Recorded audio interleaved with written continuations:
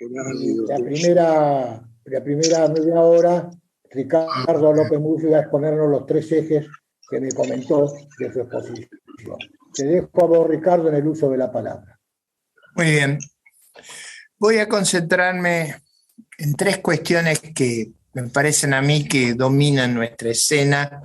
Hay muchos temas de los que seguramente están influyendo a la Argentina hoy, pero para mí hay 3 temas que hay que jerarquizar. Primero, es nuestra fragilidad institucional. Y cuando hablo de fragilidad institucional, uno podría, digamos, hacer un recorrido a vuelo de pájaro, desde las ideas que hay de que el gobierno termine antes de tiempo, hasta los problemas que tenemos de control de la soberanía en las zonas dominadas por el crimen organizado, o los problemas que tenemos en el sur, o digamos un conjunto de situaciones donde hay abiertamente dificultades para la presunción del monopolio de la fuerza. Pero yo voy a elegir 2 temas que a mí me preocupan porque me da la sensación que revelan el desequilibrio que tenemos, y que tienen que ver con decisiones donde el gobierno viola abiertamente el orden institucional. Yo voy a citar 2 porque son muy notorias. Una es la suba de impuestos sin tener facultades del Poder Ejecutivo para hacerlo. Aunque parezca mentira, yo he tenido que iniciar un juicio penal al presidente por abuso de autoridad por haber subido impuestos sin tener, digamos, la autoridad. En nuestra Constitución es muy claro que, y viene de los principios de la base de la democracia, que la tributación es hija de la representación, o sea, es ese mecanismo el que le permite al gobierno disponer de recursos, pero es con la autorización del Congreso de la Nación que el Poder Ejecutivo puede subir impuestos. Y voy a contar 2 episodios que para mí son notables en esta cuestión.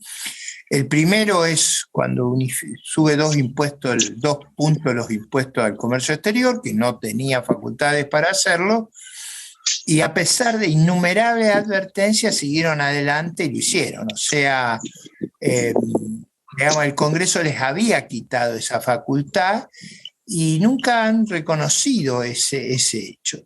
El segundo, pero también en la misma línea, tiene que ver con el impuesto que se aprobó a fin de año de bienes personales, donde se violan 3 principios constitucionales vitales. El primero es que el impuesto extraordinario, no el ordinario, sino el extraordinario, había sido anulado por un acto legal previamente, y como el oficialismo no estuvo de acuerdo, empaquetó, o sea, cambió el fraseo, las palabras que se usó, y presentó el mismo proyecto, que está estrictamente prohibido por la Constitución. Proyecto que es rechazado en un año parlamentario tiene que aguardar al próximo.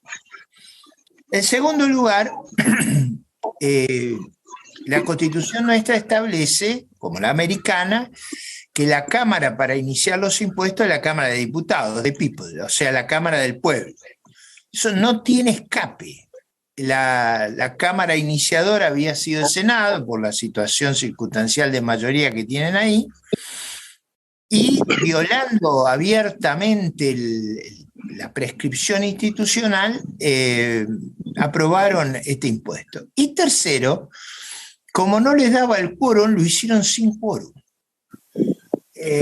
Cuando narro estos 2 episodios, estoy narrando algo que, al menos en mi experiencia, sería imposible que ocurra en Uruguay, en Chile, en Brasil. O sea, violar abiertamente la Constitución por un gobierno de origen popular no es un procedimiento normal. Yo no registro que haya ocurrido previamente, y me da la percepción de un desorden extraordinario.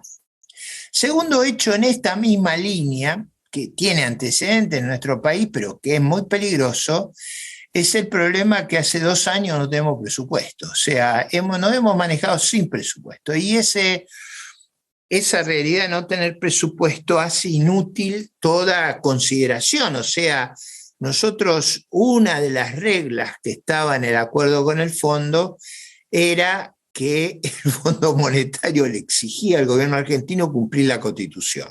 Eso en cualquier otro país hubiera sido absolutamente ridículo, disparatado.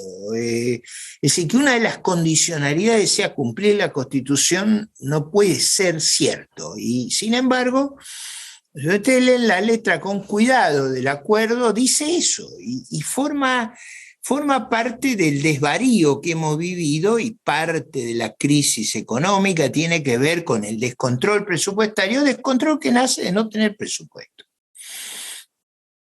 El tercer episodio también está vinculado a esta relación, digamos, enfermiza entre la nación y las provincias, que permite que, por ejemplo, digamos, se les traigan recursos a una y se le transfieran a otra, simplemente porque difiere el color político del gobierno con quien ejerce la administración del Poder Ejecutivo Nacional. Cito estos 3 problemas porque una de las cuestiones vitales para el futuro pasa por reponer el orden institucional.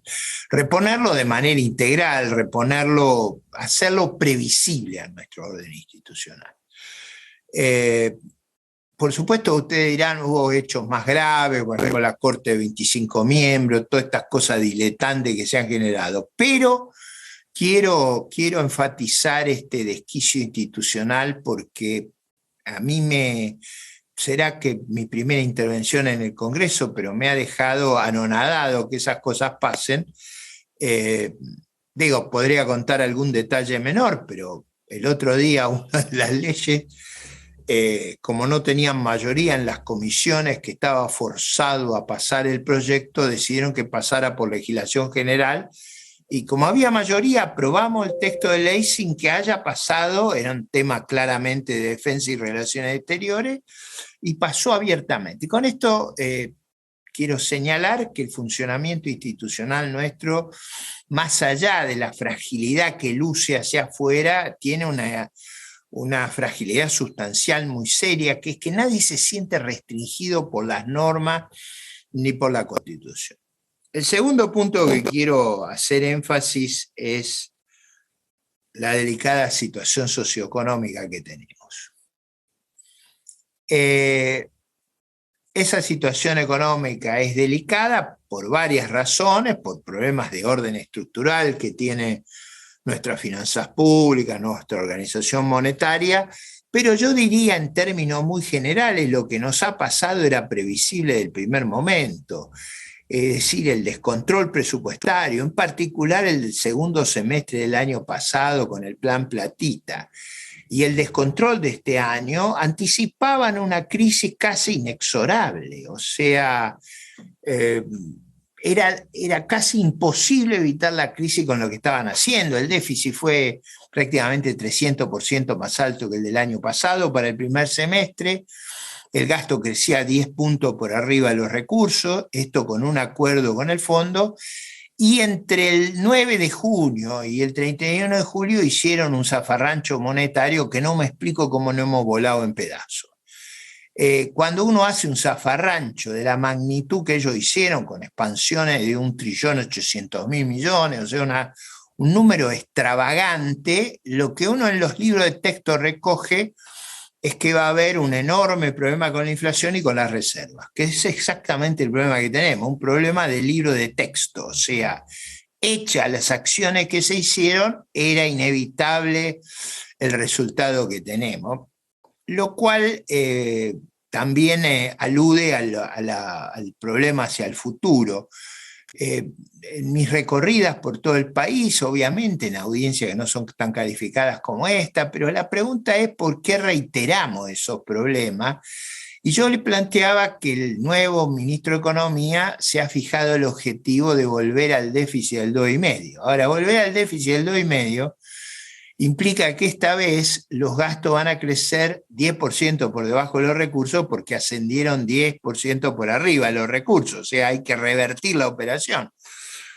Nadie le ve un guitarrero, ni al equipo de gobierno, ni al ministro, ni a la estructura de poder que le da origen de hacer tal cosa. Entonces, los anuncios están divorciados de la realidad, y están divorciados de la realidad porque hay como un aventurerismo de decir lo que tienen que escuchar los mercados, sin darse cuenta que los agentes económicos, nuestra sociedad es muy ducha en estas cuestiones, releva inmediatamente la inviabilidad, como los trucos, toda esta cuestión de...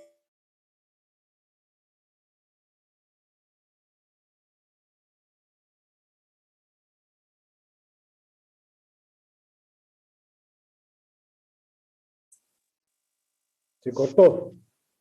No se te oye, Ricardo. Congeló Ricardo, ¿no? Ricardo López Murphy. Sí. Quedaste congelado. Ricardo. A ver. Me parece que está intentando entrar de nuevo porque... Quedó congelado como gasto público. Ahí está Ricardo. Ahí volvió, ahí volvió. Está entrando de nuevo. Adelante, Ricardo. Cada vez que hablo mal de Massa me pasa esto. Tengo interceptada en internet. Bueno, pero quiero decir, ahí tenemos un tema delicado ¿a qué me refiero? No me refiero a la dificultad de enfrentarlo. Yo al final de mis ejes voy a dar un panorama optimista sobre cómo resolver estas cuestiones, porque acá no hay nada que sea muy difícil. Todos los problemas que tenemos los hemos creado nosotros, como lo hemos creado deberíamos poder resolverlos, por supuesto, si construimos una coalición adecuada y tenemos la mayoría adecuada, si no un país federal como este, presidencial, es muy difícil de gobernar. Pero señalo esta contradicción como, y voy a marcar una última en materia económica y social, pero que genera mucha angustia en todas las personas más o menos maduras que lo escuchan, cuando el ministro habla de anticipar 5.000 millones para formar un fondo. Ahora, lo que usted anticipa hoy lo arruina mañana, o sea, no hay recursos adicionales. Entonces, todo ese tipo de maniobra miope de corto plazo no tiene nada que ver con los problemas que nosotros enfrentamos, y cada vez que se insiste con estos, digamos, salidas de maquillaje, lo único que hacen es agudizar la desconfianza y la inviabilidad, como todos estos mecanismos que desgraciadamente se han puesto en vigencia. El último tema, el último eje, que no quiero, por lo particular que es, no quiero dejar de marcarlo, son dos manifestaciones, quizá porque me afectaron a mí ambas, pero que son importantes para la degradación de nuestra convivencia y nuestra cultura y la fortaleza del país. El primero es que nosotros tenemos aviones furtivos, pero no son avionetas, son 747 Jumbo. O sea, nosotros dejamos aterrizar en 3 oportunidades un avión requerido por todas las fuerzas antiterroristas del mundo, un avión que nuestras compañías de combustible, incluso la estatal, no le proveían por estar en una lista negra, y resulta que ese avión está paralizado y ahora problema internacional enorme porque está reclamado por jueces americanos, europeos, pero ese avión está parado ahí porque hicimos una denuncia penal, el diputado Milman y yo, para impedir que pudiera despegar y que la tripulación integrada por miembros de la Fuerza Al-Quds pudiera operar libremente. Lo increíble de todo este episodio, y llamo la atención como lo llamo sobre los impuestos, como lo llamo sobre la cuestión económica, es que lo único que se le ocurrió al gobierno fue hacerme una denuncia penal a mí por violar las leyes de inteligencia. Es decir, denunciar el episodio ilegal fue la excusa para denunciarme. Por supuesto, me voy a defender, pero quiero decir, la lógica en nuestra defensa, inteligencia y seguridad funciona al revés. Ninguno de ustedes puede creer que el servicio de inteligencia uruguayo o paraguayo es superior al nuestro. Eso no es cierto. El nuestro simplemente responde los warnings internacionales. Entonces, hacer ese tipo de cosas nos pone en una situación límite, porque al mismo tiempo que hacemos eso, vamos a ver al presidente de Estados Unidos ofrecerle cooperación. Es una actitud esquizofrénica, y eso nos pone en una situación de vulnerabilidad. Como yo decía, además la vulnerabilidad no viene en un país que no le ha pasado nada. Nosotros hemos tenido en nuestra ciudad, de la que yo soy representante, y en mi barrio, 2 terribles atentados. Entonces, que llevamos 115 muertos. O sea, no es un tema menor el tener esa liviandad de relaciones, de frecuentación, de indulgencia. Y el último, pues un poco simpático, porque salió todo al revés para lo que me lo hicieron, pero ustedes saben que fui invitado por estudiantes de la Facultad de Derecho a hablar, y bueno, ocurrió un episodio. La verdad que tomamos todas las precauciones, lo hicimos en un contexto que había vacaciones, tratamos de no ser irritativos, de hacer una disquisición sobre los desafíos de los países emergentes en el siglo XXI. Bueno, la cuestión es que nos bloquearon el aula. No sé, usted conoce en la Facultad de Derecho la Sala Verde, que es una sala muy bonita que tiene la Facultad de Derecho. Bueno, finalmente los interpelamos, después pude dar la exposición. El decano de Derecho nuevo me ha llamado, se ha disculpado, me ha invitado a hacerme un desagravio en la facultad. O sea, todo eso funcionó bien hasta que llegamos a la Comisión de Libertad de Expresión en la Cámara de Diputados, donde yo les confieso que concurrí para un acto solemne y yo diría tradicional, ¿vio? Como cuando ustedes van a escuchar un discurso fúnebre, o sea, una cosa previsible, donde todo el mundo se solidarizaría con una actitud violatoria de la libertad. Pasó todo lo contrario.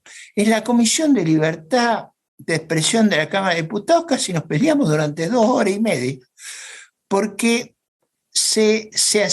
yo algo había hecho para producir esa reacción. Entonces resulta que la víctima es la Comisión de Libertad de Expresión de la Cámara de Diputados, era culpable de las acciones de los victimarios. Esto dicho con un desenfado y una brutalidad inenarrable. Entonces, mi reflexión tiene que ver con un aspecto cultural de nuestra convivencia. Esto de justificar las acciones violentas, patoteriles, hechas contra un miembro del Congreso de la Nación en una universidad de gestión pública, con un requisito que de la reforma universitaria es imprescindible, que es la libertad de cátedra, la libertad de expresión, da una idea del retroceso que hemos tenido. Y discúlpenme que haga eje sobre esto, pero esto tiene que ver que el tema cultural es profundo. En la Argentina la pérdida de límites, es decir, son como inescrupulosos. La ideología les permite ser inescrupulosos. Entonces, eso es tremendamente delicado para un sistema que requiere un respeto casi sacrosanto por los medios. La disputa no es sobre los fines, la disputa es sobre los medios. Bien, después de escuchar estos tres ejes que le pedí a Ricardo reflexionar sobre el problema cultural, económico e institucional, quiero hacer como hacen en Hollywood, o como hacía mi abuela. Mi abuela era una vasca católica, entonces tenía una reflexión siempre evangélica. Ella decía que las puertas del infierno no prevalecerán. una vez le dije que eso me parecía el happy ending de las películas de Hollywood, casi me mata, pero más o menos es esa forma de culminar favorable las exposiciones. Pero yo digo, la Argentina tiene una inmensa oportunidad. Muchas de ellas debido a cosas por las que no hicimos nada, pero nos tocó en suerte. Entre otras, la circunstancia de que somos un país con una reserva de gas que es 30 o 40 veces nuestro PBI, con reserva de litio que son 3, 4 veces nuestro PBI, con una inmensa potencial en toda la agroindustria, en la industria manufacturera, en la economía del conocimiento, en el mundo turístico, y donde todas las reformas que han ocurrido en la tecnología en el mundo acortan la distancia. Siempre, como diría Alberdi, nuestro drama era el desierto y la distancia. Bueno, la revolución de las comunicaciones y de los transportes ha achicado el mundo, y eso para nosotros que estábamos en el fondo del mundo es una fantástica posibilidad. Ahora, la pregunta es si es verdad todo esto que yo digo, si nuestro capital es 25 trillones de dólares, o sea, 100 veces nuestra deuda. ¿Cómo puede ser que el país viva aterrado por una deuda que es 1% de sus activos? Y yo creo que eso ocurre porque hemos adoptado un sistema cultural, institucional y económico que es no homologable con el resto del mundo. Entonces, si usted tiene una buena computadora, pero su sistema operativo no interactúa con el resto del mundo, no es interoperable, ustedes van a vivir en la incomunicación y la pobreza. No es solo a nosotros que nos ocurre, desgraciadamente en Venezuela hay una versión más extrema de esto, pero la reflexión optimista es: si nos volvemos sensatos, muchos de estos problemas que tenemos son todos manejables. Y para cerrar, yo diría, me dirían, ¿no está afectado por un optimismo panglosiano, López Murphy? No, para que ustedes vean que no tengo optimismo panglosiano, si a mí me ponen en Ucrania, ahí en la zona, yo estaría muy preocupado. Ahí, la verdad que con un psicópata como Putin yo no tendría una buena, no sabría bien cómo lidiar, y por eso me asombra el comportamiento del liderazgo y del pueblo ucraniano. Si me pusieran en el Medio Oriente y viendo el conflicto entre chiitas y sunitas y el conflicto entre Irán e Israel, me dijeran medie para obtener una salida honorable de ahí, no sabría por dónde empezar. Si me ponen ahí en el estrecho que hay entre Taiwán y China y me dice, ¿por qué no busca una salida? Tampoco sabría. Ahora, ninguno de nuestros problemas tiene nada que ver con esos problemas. Todos nuestros problemas, donde lo miramos con sentido común, son abordables. Y la clave para que sean abordables, y con esto voy a cerrar, son 5 condiciones que yo he puesto para la próxima coalición de gobierno, que estoy seguro va a ganar, pero ahora voy a poner las condiciones que yo creo necesita para ser exitosa. Primero, tener un programa omnicomprensivo. Argentina está en una crisis muy profunda, como pretendo haber ilustrado, hay que dar la vuelta como una media, y ese programa no puede ser un programa económico, financiero, ni de seguridad, tiene que ser un programa integral. Y ese programa tiene que estar racionalmente calibrado y tiene que ser viable.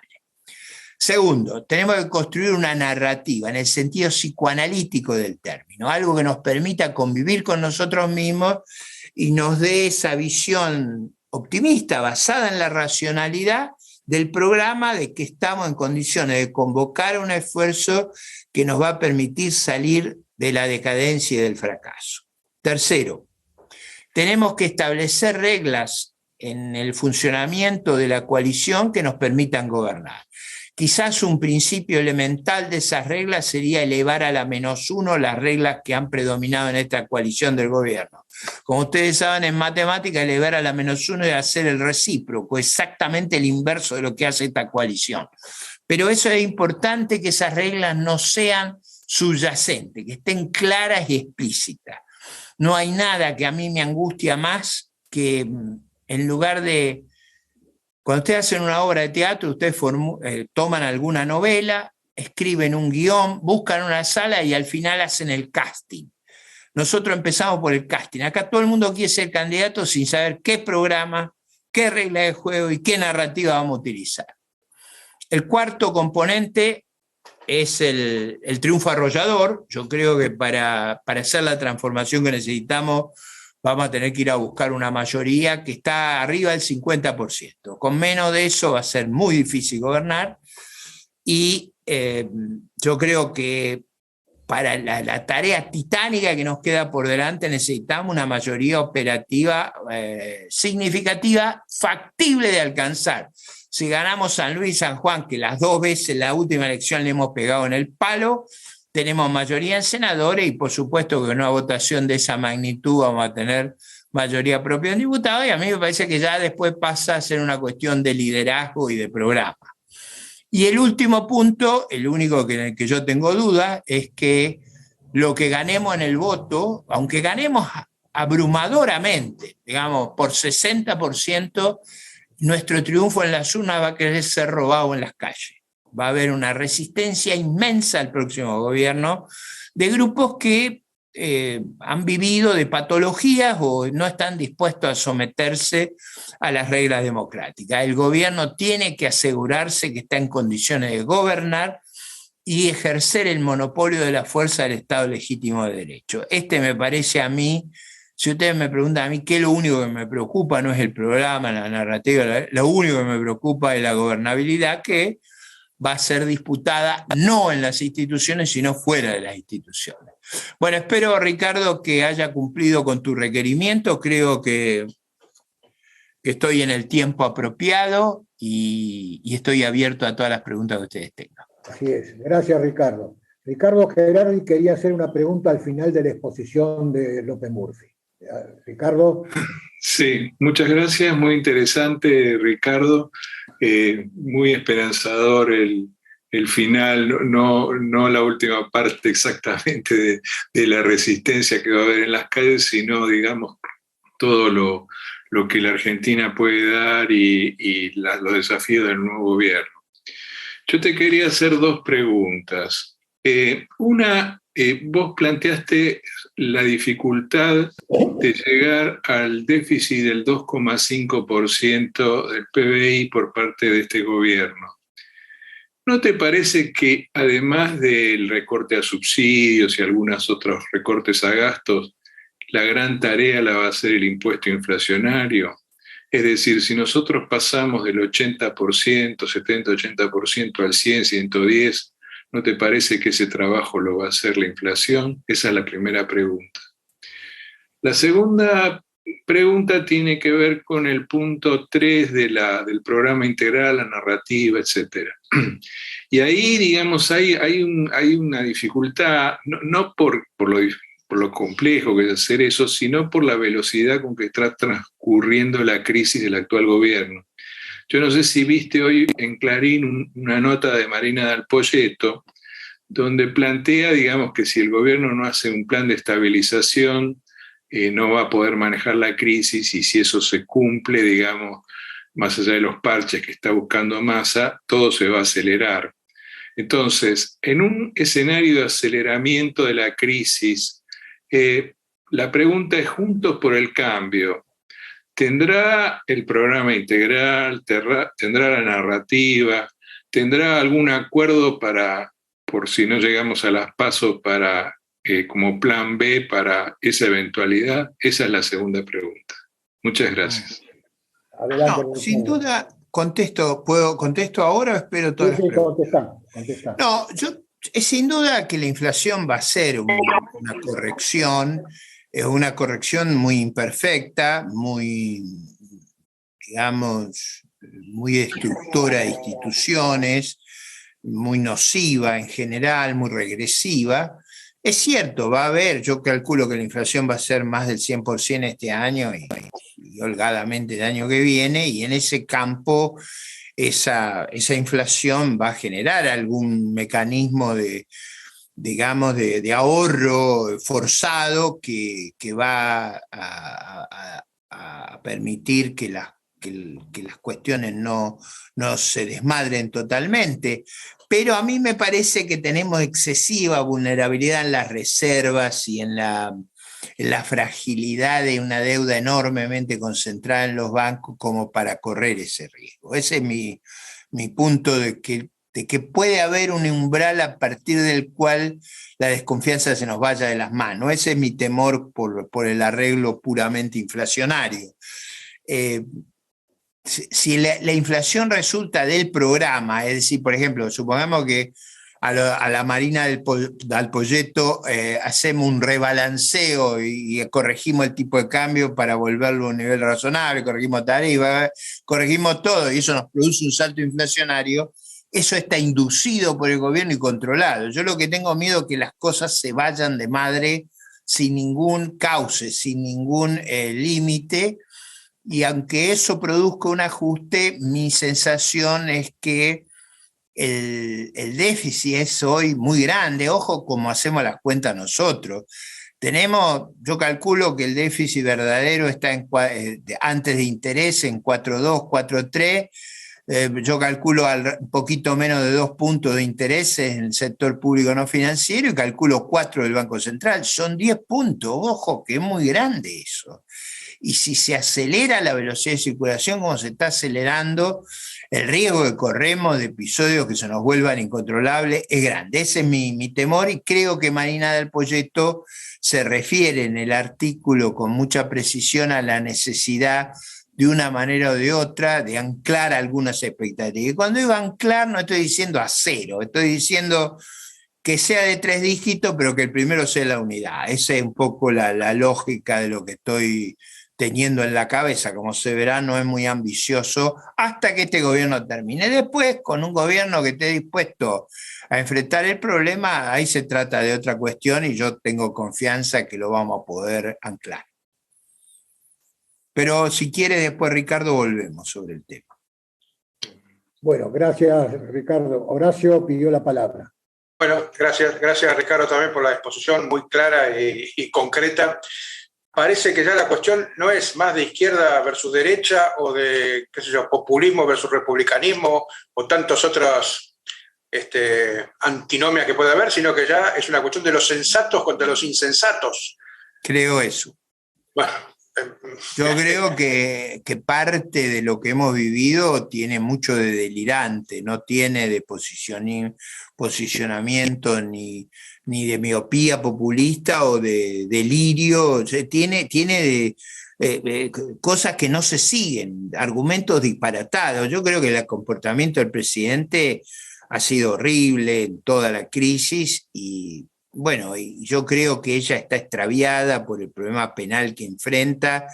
Yo la verdad que si lo escuchara a Luciani puesto en su ropa, estaría aterrado. Porque, digamos, yo lo escuché varias veces, ¿no? Los sucesivos episodios, yo no tenía conciencia que el fiscal estaba en control de tantos datos, de tantos elementos de juicio que son abrumadores. Y yo no veo cómo se levanta eso. Y bajo una acusación de esa magnitud, ella está desesperada. Si todo lo que tiene que decir es que el juez y el fiscal jugaron un partido de fútbol juntos, estamos perdidos, ¿no? O sea, si la causa para imputar la independencia entre el fiscal y el juez es que alguna vez vistieron una misma camiseta, me parece muy pobre. Gracias, me parece que esa idea de que hay un extravío es muy grande. No, y empecé, yo había abierto nomás. Decía que, bueno, además de estar de acuerdo con eso, por supuesto, uno es sorprendente y muy triste ver cómo nadie, ningún K más o menos representativo, diga, muchachos, paremos un poco, yo no puedo seguir apoyando esto porque es una vergüenza. Cristina, arreglate como puedas, acá no hay más espacio para defenderte. Nadie sale a decir eso, no sé si por miedo, porque realmente se lo creen, qué es lo que está pasando, pero realmente ya es una cuestión de, como decía, de delirium tremens, y cada vez más lejos, porque hoy el Cuervo de la Roca dijo, sin peronismo no hay país, y cosas por el estilo, o si le tocan a Cristina, qué quilombo se va a armar, sí, y nadie sabe qué es lo que va a pasar, pero siguen tensando la cuerda y duplicando la apuesta, ¿no? Sí, yo reconozco que hablando con algunos de ellos en privado, ellos son conscientes que las pruebas son abrumadoras. O sea, porque los episodios son muy acumulativos, es decir, eso no empezó de casualidad, empezó en mayo del 2003, cuando empezaron a armar un mecanismo que los fiscales han tenido tiempo de desarmarlo en detalle. O sea, por ejemplo, el episodio de esta mañana, cuando lo que contó, o ayer a la mañana, yo ya lo escuché tantas veces que no, uno de los episodios donde hacen el tratamiento de las canteras, es un episodio increíble. Es decir, se aprueban los oferentes antes que se abra la licitación. Es una cosa monstruosa lo que ocurre ahí. Y eso está probado, fueron muy desprolijos en los episodios. Entonces, los hechos son agobiantes. El mismo Báez es agobiante. Como de empleado bancario terminó como el terrateniente más grande de Argentina y el constructor más rico del país, pero digo, rompe los ojos eso. Como rompe los ojos los sauces, la fortuna de ellos habiendo sido funcionarios estatales todo el tiempo. Yo que ahora soy funcionario estatal tengo una visión de lo que ganan los funcionarios estatales muy distinta a la que tenía antes. Es decir, ahora estoy bajo, digamos, a los diputados hace 1 año y medio que no les suben el sueldo. Estoy desesperado. Estoy casi sindicalista. Gracias, Ricardo. Julio Dreisen tiene la palabra. Julio. Estás muteado, Julio. Micrófono, Julio. Ya está. Ahí está. ¿Qué tal? Ahora me vas a escuchar. ¿Cómo andás? Me paso a otro campo. Retomo el tema de los riesgos macroeconómicos. Porque vos, cuando hablaste de los ejes, un poquito lateralmente, tocaste el tema de la organización monetaria o del régimen monetario, ¿no? Lo tocaste de costado, pero me pareció que en uno de los ejes lo estabas refiriéndote al mismo. La elección de un régimen monetario, me parece, a mi criterio, es la comparación entre las debilidades y las fortalezas del nuevo régimen versus el anterior, si uno está cambiando, y los costos de la transición, para hacerlo simple.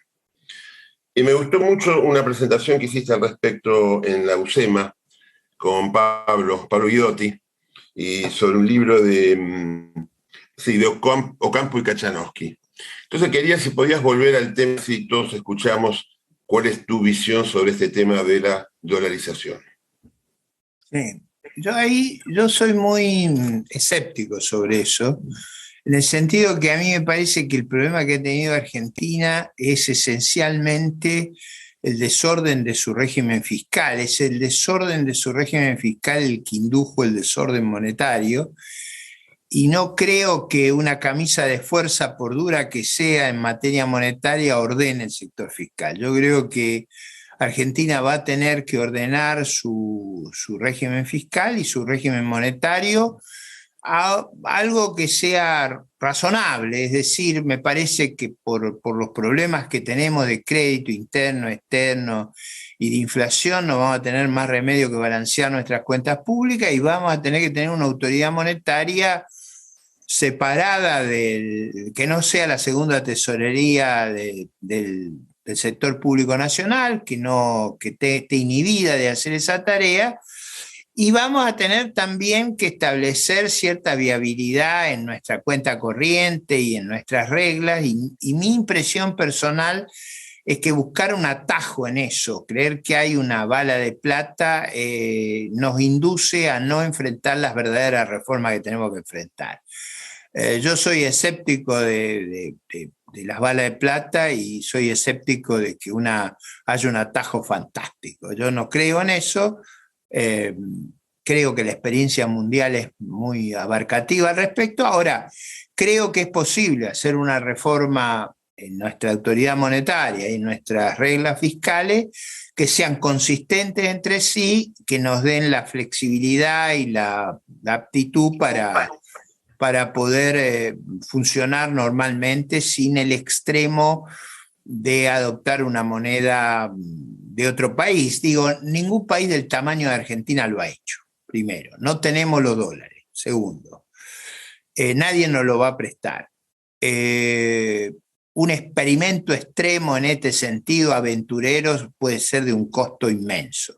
Yo prefiero hacer una cosa más precisa, práctica, que es independizar la autoridad monetaria de la cuestión fiscal y hacer un ordenamiento fiscal, digamos, de una gran robustez. Eso yo creo que hay formas de hacerlo, por supuesto que es frágil y vulnerable, sobre todo al principio, pero ese fue el espíritu de mi comentario. Yo creo que Ocampo y Kachanowski están muy entusiasmados con la idea de que el orden, digamos, monetario va a inducir al orden fiscal y que ellos van a poder ponerle un candado al sistema político y que de golpe el sistema político va a funcionar de acuerdo a esa nueva regla porque no puede emitir. Lo voy a contar de una manera graciosa, porque no lo dije, pero esta vez, como he estado muy pesado, lo voy a contar con una anécdota. Cuando cumplía yo 25 años de casado, a mi suegra se le ocurrió que teníamos que renovar los votos.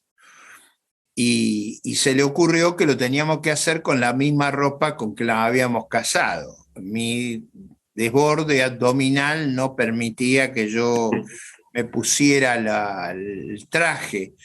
Yo decía, si me pongo ese traje, los botones van a ser proyectiles. Y entonces ella me decía, si te fajamos, vas a poder ponerte el traje. Yo digo, entonces las vísceras se me van a ir por la boca. O sea, siempre hay algún mecanismo ahí que no funciona. No hay forma de arreglar esto sino bajo la ingesta. Por supuesto que lo hacía para hacerme una observación sobre mi exceso de peso sutil, pero como que había un incumplimiento del contrato matrimonial. Pero yo digo, la regla, esta idea de ponernos una camisa de fuerza, yo creo que ya lo intentamos con la convertibilidad y yo creo que eso es más razonable que el esquema. La verdad es que la convertibilidad de Pellegrini funcionó durante casi 45 años muy bien, y yo me animaría a decir 55 años, o sea, de 1890.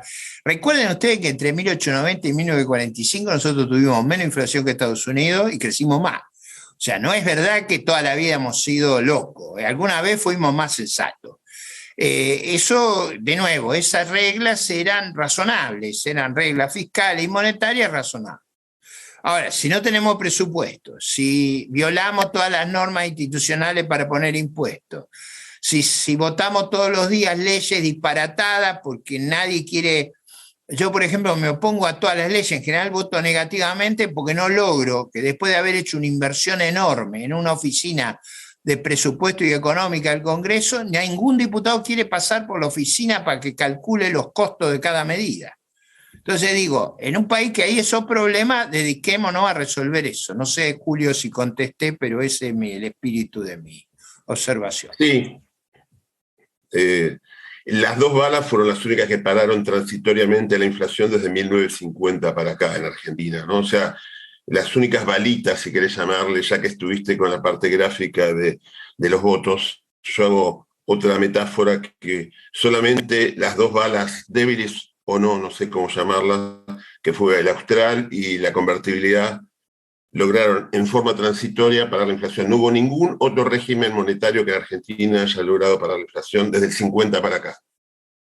No, yo estoy de acuerdo que necesitamos un régimen severo, un Banco Central autónomo. Probablemente tengamos que hacer alguna exageración en la institucionalidad bancocentralista, en el sentido de que no podamos volar los miembros del directorio o nombrarlos a todos a tiro de decreto. Tenemos que hacer una cosa distinta, y tenemos que nombrar un directorio prestigioso, pero yo diría que eso sería mi presunción de política en este momento. Eso no implica que no podamos fijar el tipo de cambio. O sea, yo creo que probablemente no haya alternativa para anclar el país que inicialmente actuar de esa manera. Gracias, Ricardo. Vicente Palermo tiene la palabra. Vicente. Retiró el pedido, Ricardo. Vicente, estás muteado. Retiró el pedido. ¿Cómo? Retiró el pedido de palabra, Vicente. Ah, retiró. Sí, gracias. Bueno, ahora está Cacho Sperling. Estaba poniendo el micrófono.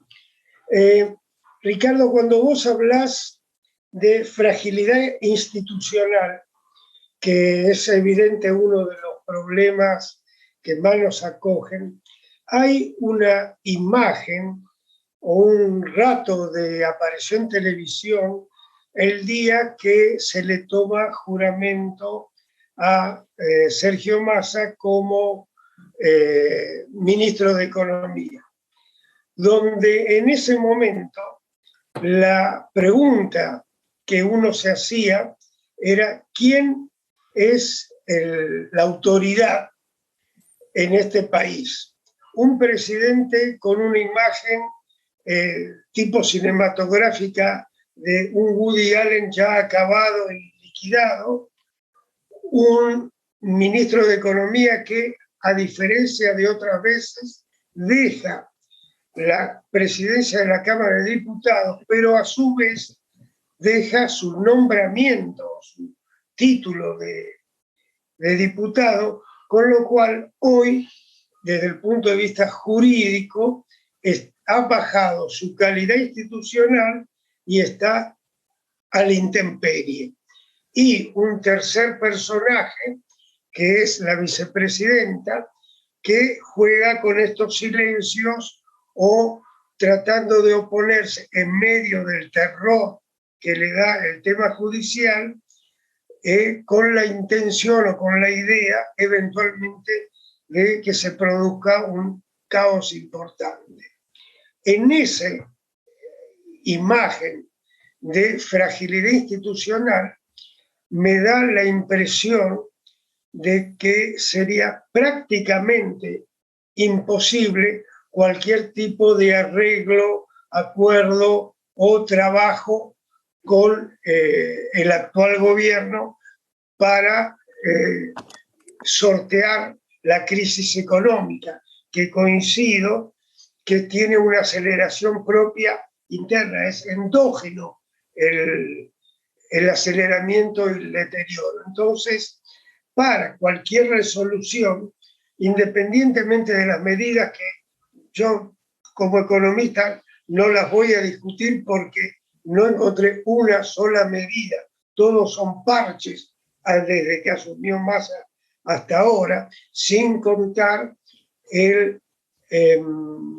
manejo irresponsable de Silvina Bataki, dejando de lado lo que uno piensa de ella, si sus medidas eran buenas o malas, pero hubo un maltrato impresionante. Entonces, entramos ahora en una presidencia que no existe, un ministro de Economía que efectivamente tiene pocos instrumentos y pocos elementos para poder avanzar, y el poder real, o lo más parecido al poder real, está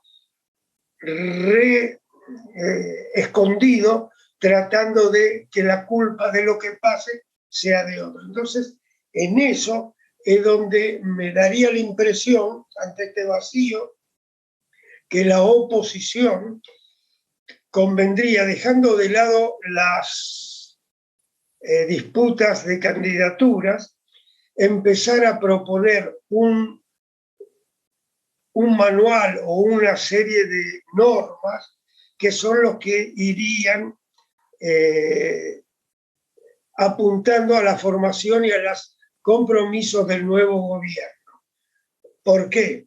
Porque hasta ahora hay muchas candidaturas, tipo cada uno capaz a su manera, hay 3, 4 fundaciones que están haciendo trabajos interesantes, algunos tuve la ocasión de leer un poco lo que se está haciendo, pero está totalmente desperdigado y no hay una fuerza que muestre el camino para lo que hay que hacer. Después, si se puede hacer o no, es otro negocio.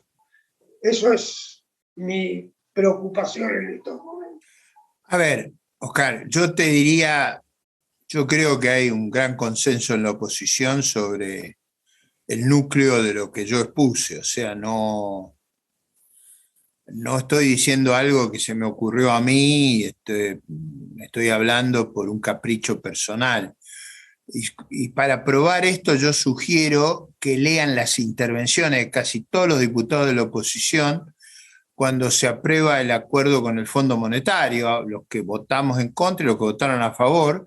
Todo el mundo fundó con mucho cuidado su opinión. Yo recuerdo que pasé una noche tremenda ahí escuchando, en parte porque mi voto era el único que se apartaba, así que me dedicaban un tiempito a mí también y quería tomar nota de todo lo que hoy sí ocurría, pero la verdad es que había una enorme coincidencia. Y yo creo que en todos los temas que yo estoy mencionando hay una enorme coincidencia. Yo donde veo más difícil es no en los títulos, sino cuando bajamos, vieron los títulos, después vienen los copetes. Cuando empezamos los copetes y vamos a lo que la letra chica, ahí hay un poco más, es más complejo. Pero yo diría, el gran obstáculo que yo veo es lo distraída que está la oposición en las rivalidades por candidaturas, sin resolver lo que para mí es la clave del problema, que son las reglas de funcionamiento de una coalición. Totalmente de acuerdo. La oportunidad anterior no hubo una coalición, hubo en todo caso una coalición parlamentaria. En los hechos había un gobierno monocolor que cooperaba con otros partidos. Yo tiendo a pensar que también tiene que haber un gobierno de coalición. Esa coalición tiene que tener reglas, como tuvo la Concertación chilena, o si ustedes quieren, para hacer un ejemplo más actual, como tiene la calle Pou. La calle Pou, escúcheme una cosa, no solo impuso las leyes en una crisis mucho menor que la nuestra, sino que las revalidó en una campaña, en un plebiscito. O sea, hubo doble vuelta ahí. Ganó el Congreso y ganó el plebiscito. Entonces yo digo, ahí hay una coalición que actúa cooperativamente. No es perfecta, como no era perfecta la Concertación, como no es perfecta la coalición alemana que está viviendo la tragedia del problema energético alemán. Está encabezada por un socialdemócrata con los liberales a cargo de economía, finanzas y transferencias sociales, y los verdes a cargo del resto. Y sin embargo funciona. Ahora funciona porque si vos lees el libro que escribieron para hacerse cargo, cada uno sabe lo que aguanta del otro, cada uno sabe de qué se trata la coalición y cómo van a resolver los problemas. Bueno, eso es lo que tenemos que hacer, escribir el librito. Eso me refería, exactamente. Y ese librito, lo más importante son las reglas de juego. Voy a poner un caso. Por ejemplo, cuando yo voto en contra del fondo, creo que tenía razón, yo voté porque yo sabía que estos no iban a cumplir, y en segundo lugar, si cumplían nos reventaban a nosotros, porque si el programa salía bien, lo único que hacía era pasarnos una deuda descomunal a nosotros. El contraargumento a eso era, si no votamos ahora, esto puede entrar en un caos general y no estamos en condiciones de gobernar todavía. Bueno, digamos, era un dilema, como dijo una diputada por Santa Fe del Frente Opositor. López Murphy eligió su convicción y yo elijo mi responsabilidad. Pero digo, no lo hizo en un tono elevado el debate, ¿no? Yo digo, esto no veo una cuestión de fondo en esta cuestión, sí veo una subestimación del problema de gobernanza, para decirlo técnicamente. Es como tener una sociedad anónima y no querer nombrar el directorio, el Chief Executive Officer, el Chief Financial Officer, los síndicos, la asamblea. Es decir, uno necesita esa regla para funcionar. Y yo creo, por ejemplo, y Graciela lo sabe muy bien, tenemos que nominar candidatos en provincias donde no hay paso. ¿Cómo hacemos? Ahí no hemos podido establecer reglas. Hoy, por ejemplo, yo vengo de Chascomús, la 5ª sección electoral de la provincia de Buenos Aires, donde vamos a ganar por robo. ¿Cómo vamos a armar la lista de la sección? No los candidatos. Yo de candidatura no hablo.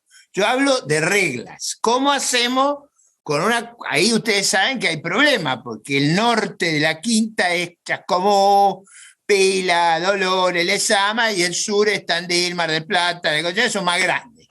Entonces, en general, se desbalancea todo. ¿Cómo vamos a hacer para lograr que eso sea razonable?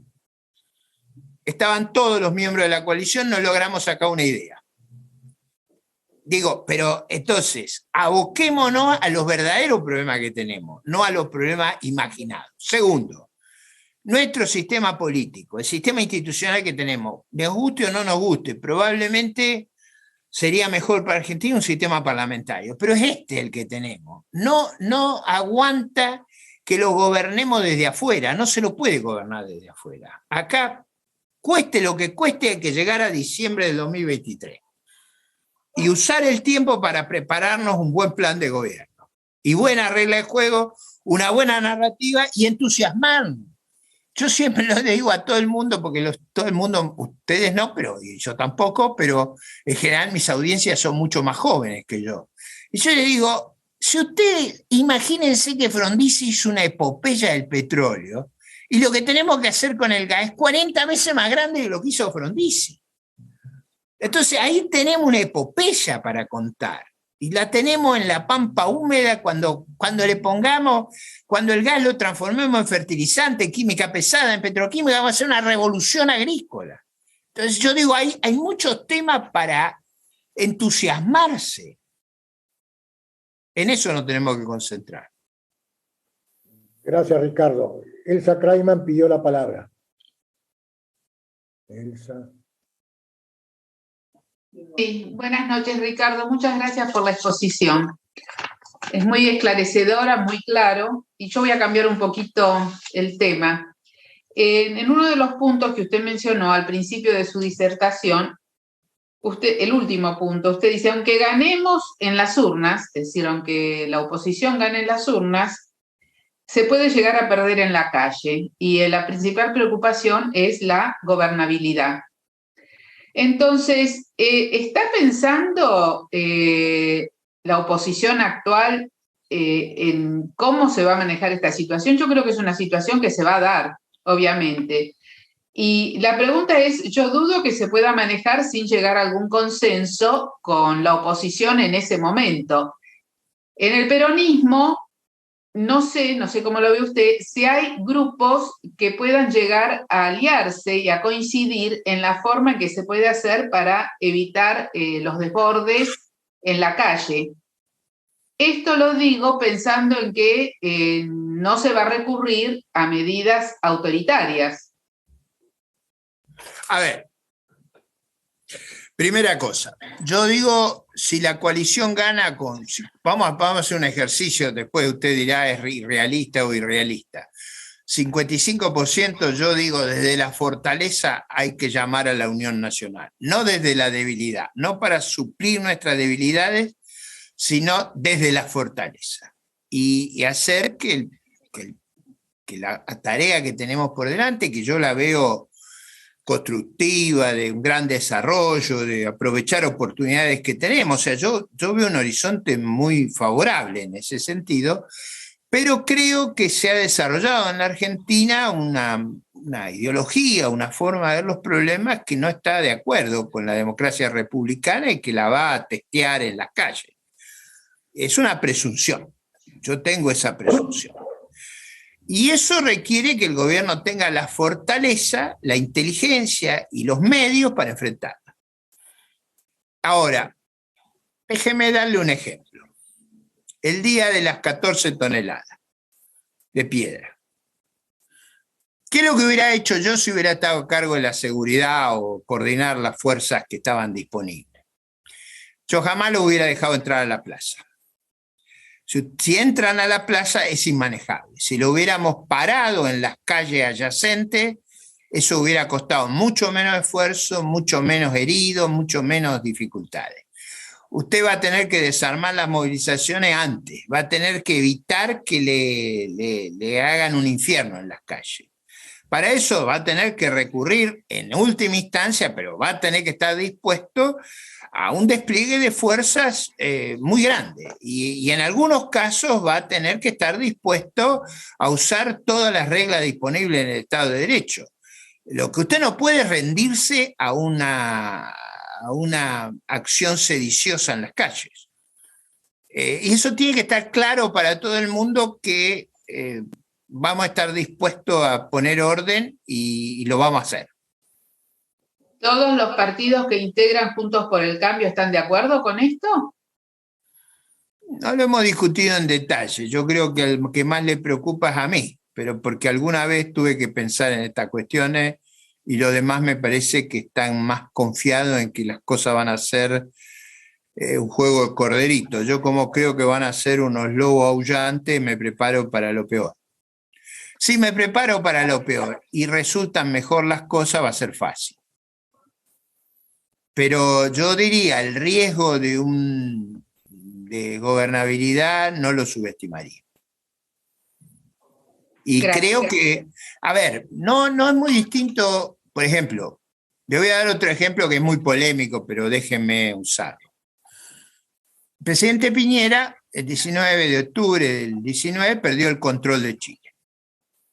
Ahora, a la misma hora le quemaron 40 estaciones de hormigón y acero del subte del metro de Santiago. Si usted me da un año, yo no sé cómo quemar una estación de hormigón y de hierro. O sea, requiere una tecnología muy particular. No había armado en Chile un despliegue apropiado. Argentina, en ese sentido, porque yo en esto tengo mi responsabilidad, yo trabajé en un protocolo sobre eso cuando era ministro de Defensa. Nuestro despliegue es distinto al que hizo Chile. Chile, ¿qué hace? Al segundo día, cuando se ve desbordado, saca las Fuerzas Armadas a las calles. Las sacó armadas con armas como los FAL.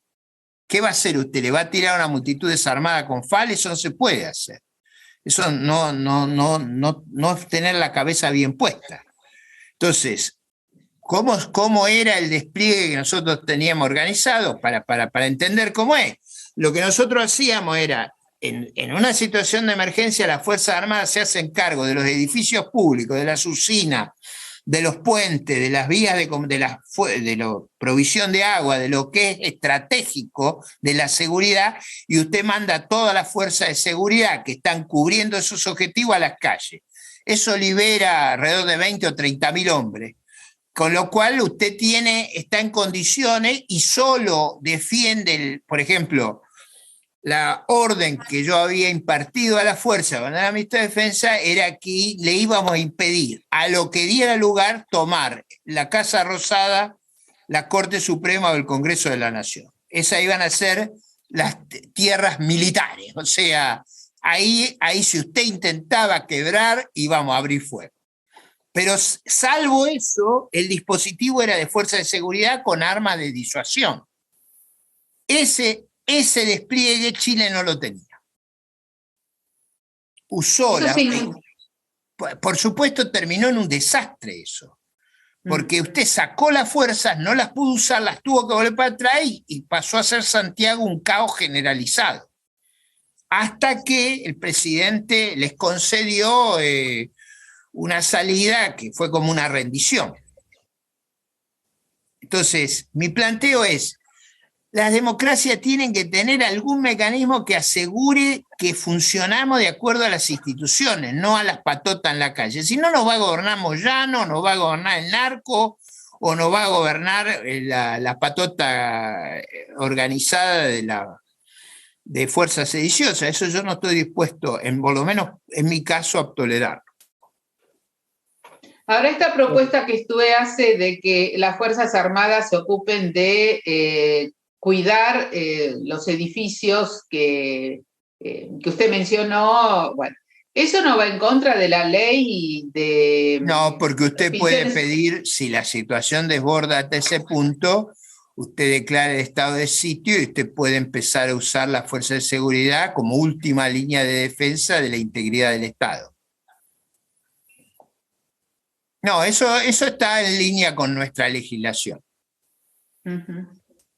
Pero lo que le estoy dando es un caso extremo. Usted me está diciendo, supóngase que un gobierno que gana por el 60% les queman las ciudades. ¿Qué haría usted? Bueno, hay un protocolo para eso. Okay. Gracias, Ricardo. Graciela quiere hablar. Graciela. No la veo a Graciela. Bueno, Graciela. Levantó la mano. Hola, Ricardo. Gracias. ¿Qué tal, Graciela? Muchas gracias. Bien. Yo me cuesta creer que vaya a haber resistencia en las calles si Juntos por el Cambio, que espero que sea, o la fuerza que sea, gana con la cantidad que vos decías, así rotundamente, ¿no?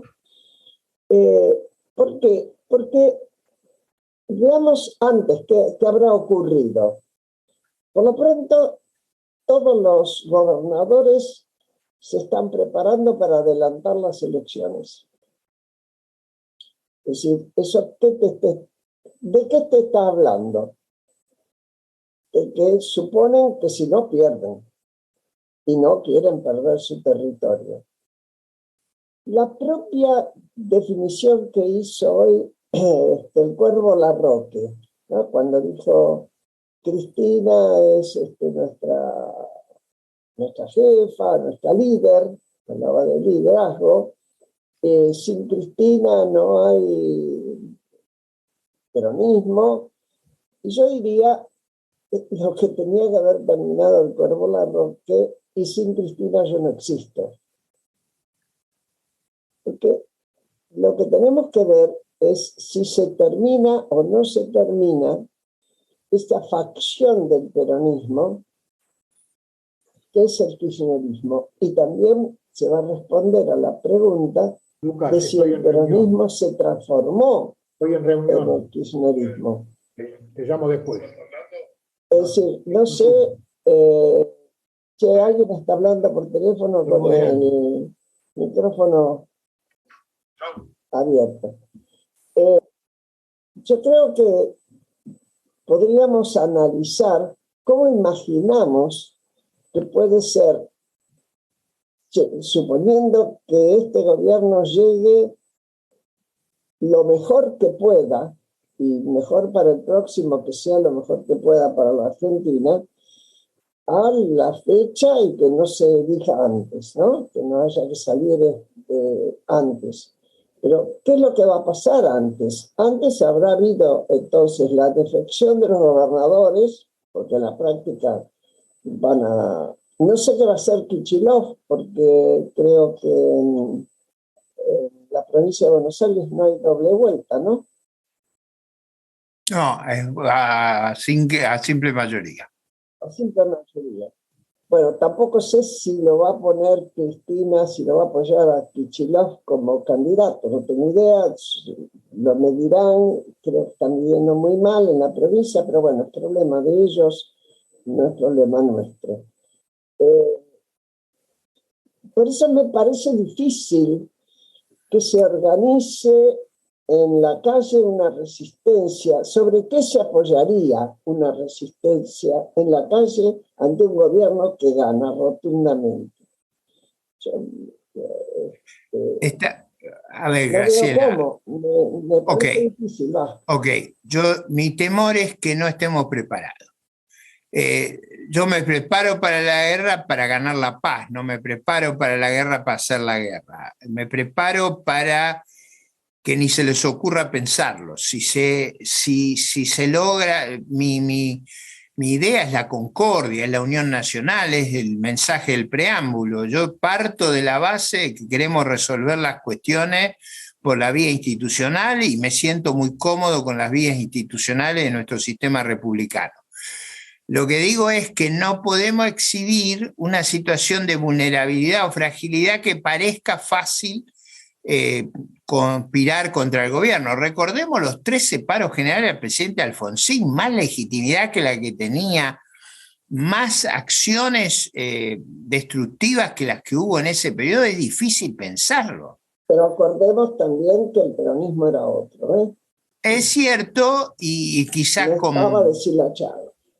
Es verdad, pero también es cierto que mi impresión es, organicémonos de una manera que este tema no quede en vacío. Es decir, se siga, yo tengo una idea de cómo hacerlo, pero no digo que se opte por la mía, simplemente que no ignoremos esa pregunta. Esto, por supuesto que todos preferimos una resolución armónica, razonable, civilizada, pero digo, Macron tenía una legitimidad enorme y los chalecos amarillos casi le queman París, o sea, Sí. no, digo, vemos fenómenos muy raros. Yo, por ejemplo, creo que fue un enorme error del Congreso de los Estados Unidos tener toda su fuerza desarmada. O sea, hasta que no llegó la Guardia Nacional, eso fue un caos. Eso no debe ocurrir. Ese es mi punto. O sea, no puede ser posible que tomen el Congreso. Eso fue un escándalo el 6 de enero. Está bien que fue alentado por el presidente, pero digo, no debió haber ocurrido. Debía haber medidas, es decir, el Congreso tenía facultades para defenderse que no las previó. Ese es mi punto. Y por eso fui muy simbólico. No dije cualquier lugar, dije la Casa Rosada, la Corte Suprema, el Congreso de la Nación. Gracias, Ricardo. Horacio Moabro volvió a pedir la palabra. Bueno, si no hay otro interesado, el segundo punto que quería consultar antes es el tema de la austeridad. Hay consenso en Juntos por el Cambio y la necesidad de un gobierno muy, muy, muy austero. La austeridad en el gobierno sola no va a solucionar el déficit fiscal, pero va a ser un signo muy importante ante la ciudadanía para acompañar el sacrificio que se está pidiendo. Hoy, y desde el momento de la cuarentena o de la pandemia, el gobierno nacional no solo no acompañó la austeridad, sino que siguió aumentando el gasto en temas, algunos prioritarios mínimamente, y muchos que no eran prioritarios. Nadie se bajó ni un centavo, nadie achicó ni un asesor, y creo que ahí hay un espacio muy grande para ganar legitimidad y empatía con la ciudadanía, aunque no alcance eso solo para solucionar el déficit fiscal, pero sería un paso muy importante adelante. Yo personalmente creo que sí, o sea, yo no escucho ninguna persona disparatada en el ambiente que frecuento, que bueno, es el de las cámaras, o sea, y el de la militancia en mis recorridas por el país. En realidad lo que la gente nos pide es que seamos honorables, o sea, digamos, hoy por ejemplo en Chascomús la gente me recordaba a Ilía, no era, o sea, la gente necesita que haya un ejemplo de integridad, eso sí. Después de estos escándalos, el currículum de los personajes que propongamos va a ser importante. O sea, yo creo que ejemplos de una buena conducta a lo largo de la vida van a ser importantes. Gracias, Ricardo. Me parece que la integridad va a ser un insumo. No digo que uno no pueda pasar el sedazo penal, sino digo integridad en el sentido más amplio de la expresión, ¿no? Bueno, no hay nadie más anotado. Ricardo, vos dijiste, bueno, al final de mi exposición me voy a referir al momento actual, a hacer una reflexión sobre el momento actual, que es importante porque el momento actual define si llegamos o no al 2023, ¿no? O sea, las decisiones que se tomen ahora, si llegamos o no al 2023 sin una situación de crisis o de caos. ¿Cuál es tu opinión sobre este momento, la designación de Massa y la visión que tiene? Yo no, Ricardo, para serte franco, el test que yo sigo es la reserva que perdemos. No podemos seguir perdiendo más reservas, casi no hay. Correcto.